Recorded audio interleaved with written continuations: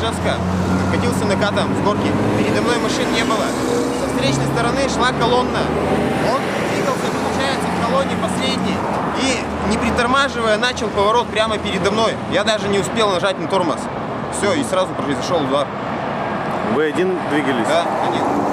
А в автомобиле сколько было человек? А в том автомобиле было 5 человек. Все пострадали, Да. увезли всех, да?